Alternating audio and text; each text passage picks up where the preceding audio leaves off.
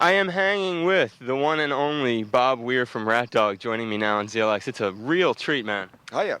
Thank you so much for being willing to take the time like this in the middle of the busy afternoon and hang with us. You bet.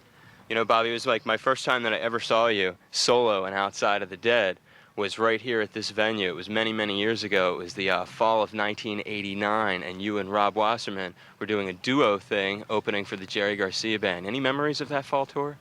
I had a lot of fun, I'll say that. I did a lot of sleeping backstage because you got to sleep sometime. But that was a fun summer. It was a really cool time because Jerry had an unusual guest out for several shows. I was wondering if you remember who the horn player was that Jerry brought out on the road in the Northeast with him on that fall tour. Wait a minute. Fall tour, I don't remember. Was it? It wasn't, no. It was the big man.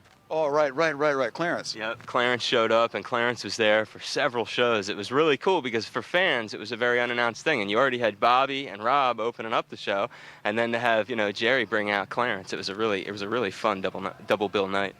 That was back. Clarence was living in the Bay Area at the time, and actually Jerry was single at the time, and Clarence was trying to build a fire under Jerry to get them to. He wanted to move in with Jerry and to have a great big boss bachelor pad. Oh man, that would have been trouble. That would have been trouble. That's cool. I think Jerry wisely declined. So 89, before we went on the air, you and I were also talking about some other things that year. I've always thought of, as someone who followed the band around and logged a number of shows on the road, I saw 89 as sort of like, I mean, the Dead have had a lot of peaks, but I saw that as one of the big peaks of the band. How does your mind wrap around 1989 when you think back to it? We hit a groove in 89. 89 was a good year for us. And you would call that one of the peaks? Yeah, easy. It was an era when Brent Midland's songwriting seemed to come to the forefront. Right. He was way busy fella.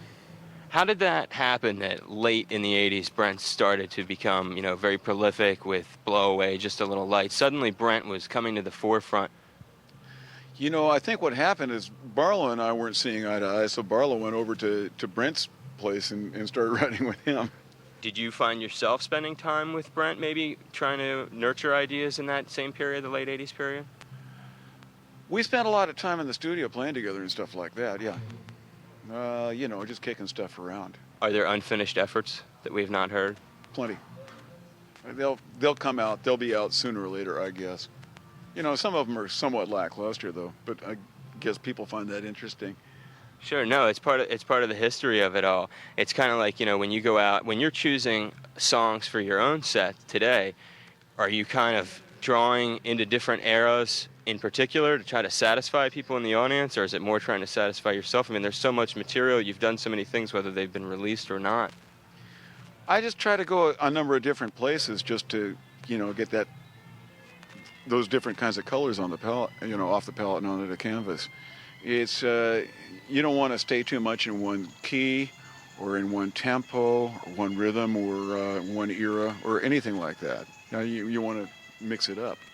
Is it a different approach now, the way you set up your vision for Rat Dog and the way the songs are picked out, than when you guys did the Dead? Well, the Rat Dog works off a set list these days, though I think our set list days are coming to a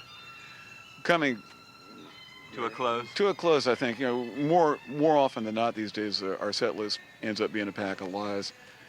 When you've got a bunch of new guys going through new material, or guys who are new to the material, you kind of have to, if you're going to mix it up every night, you kind of have to give them a running start so they can brush up on the tunes, before the gig. But everybody kind of knows all the tunes now, and so I think we're getting to the place where we can start working without a set list. How is the interaction? I heard the other day we had Phil call in and talk to our midday guy, Carter Allen, and he mentioned that there's been you jamming, that you've been coming out and sitting in on some of these shows. Yeah, that's what we've been doing.